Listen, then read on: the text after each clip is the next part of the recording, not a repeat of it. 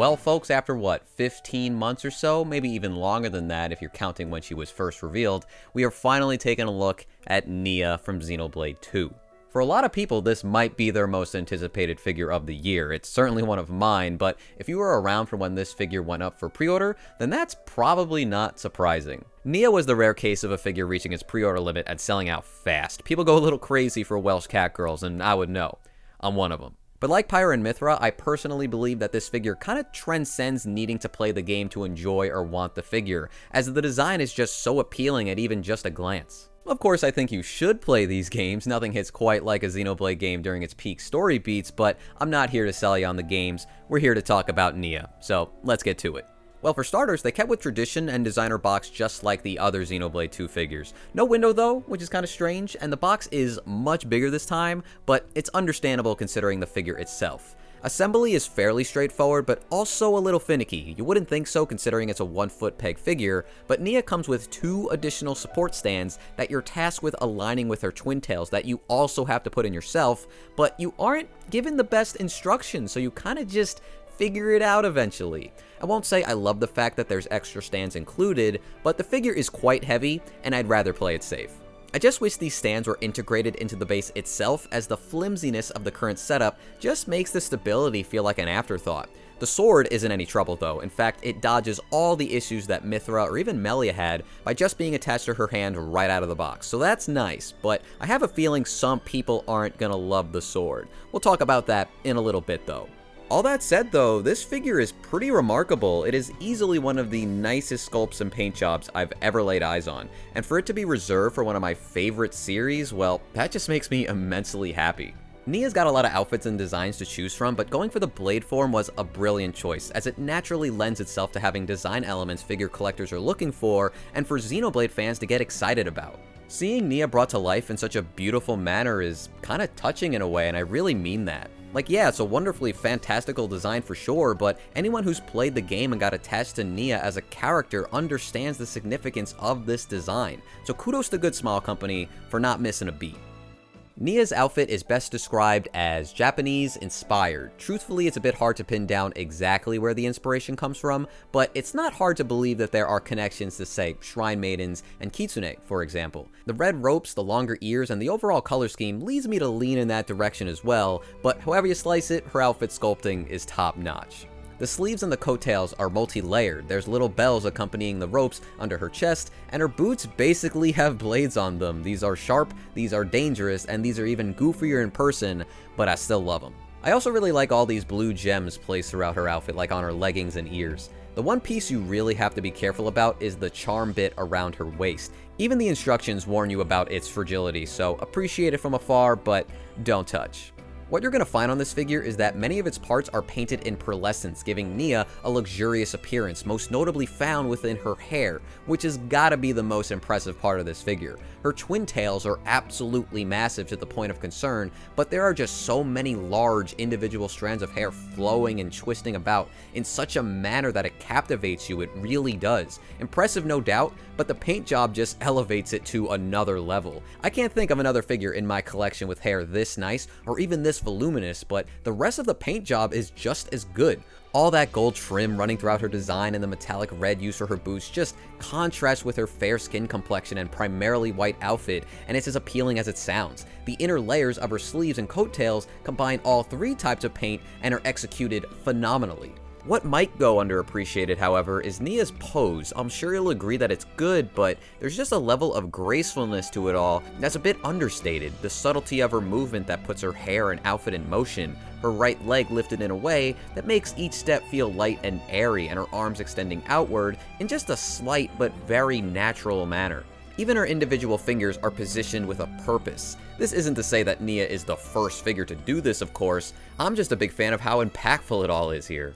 Nia's face is super cute, of course, but Saitam's design is recreated perfectly here. Her bright yellow eyes glisten, and her smile is just endearing. They also didn't forget to give Nia her face marks, which might sound silly to say, but it wouldn't have been the first time that happened. Nia without those marks just wouldn't be Nia. The core crystal at her chest is accurately painted blue and pink, which is great to see, but I just wish the same could be said about Mio's Figma. Please fix that if you're listening, Good Smile Company. I just cannot believe how well defined her pelvic bones are though. Like, yeah, this is really accurate to the original art, but this is quite the surprise. You can thank the leotard part of her outfit for defining those lines, and believe me, I do, but even so, I don't think I've ever seen a figure put this much care into that area, at least on a figure that's not 18 plus. Talk about bringing 2D to life, my god. Oh, but don't worry, just as much care went into sculpting her butt as well, with the remaining parts of her skin giving off a soft, delicate look. Even her belly button is fully sculpted for you to appreciate.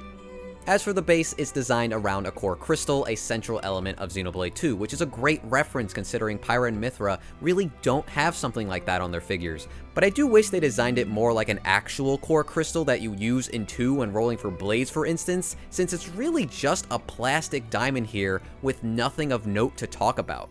Considering its shape though, she's actually raised up a bit to the point of towering over the other figures in the series. Personally, I don't have a problem with that, as she's my favorite of the figures released so far, but it's something to consider when displaying them all together.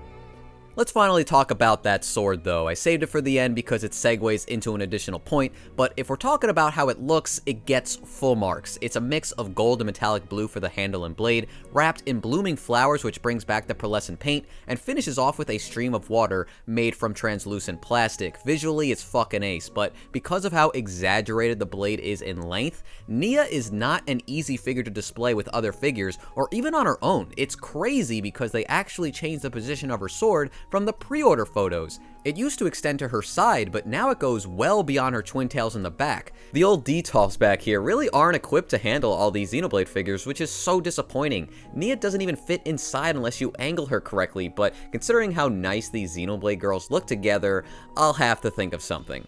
Extravagant as Nia may be, it comes at a price. You're gonna have a tough time finding space for her. Oh, and for those wondering where Cosmos is, you'll see her eventually, but today is not that day. Now that kinda sucks, but you can't blame Good Smile Company just because the figure takes up a lot of space. However, the one actual downside of this figure comes down to the stability.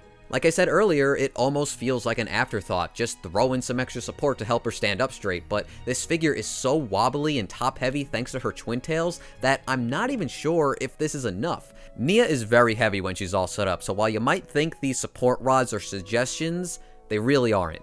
Use them. I hate trying to predict stuff like this as it kind of feels impossible to do so, but unlike say Melia, who is also standing on one leg but is extremely light in comparison, Nia just feels like you'll need to be extra thoughtful on how you set her up and keeping her out of harm's way or even out of like hot and humid areas. So yeah, I ended on a negative, but this figure is such a treat in all other aspects. 26,000 yen is a hell of a lot of money to spend on a figure, and this is also a step up in price compared to all the other Xenoblade figures so far, but the craftsmanship on display here is well worth the price of admission.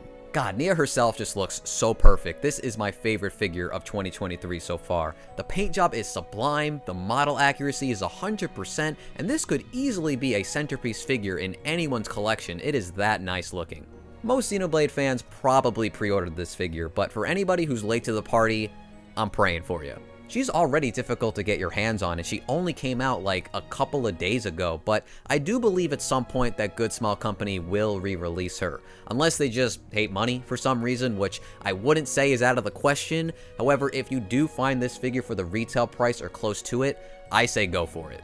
So what's next for Xenoblade? Well, we got Mio on the way, the only character to get 2 figures, which is very surprising, but I am immensely happy about that, so I'm very thankful to Good Smile Company. But after that, who knows? It's kind of surprising how long they're taking to show off Mio's prototype as well as announcing the next figure. Like, more are coming for sure, no way they stop at Mio, but I really couldn't tell you who's next. Personally, I would lose my shit if A got revealed, and I truly believe that Shulk deserves a scale at some point, but honestly, I could list a ton of characters from this series that I would love to see, and I'm sure you could too if you enjoy the games like I do, so let me know what characters are your most wanted from the series, and hopefully we'll get at least some of them down the line in due time.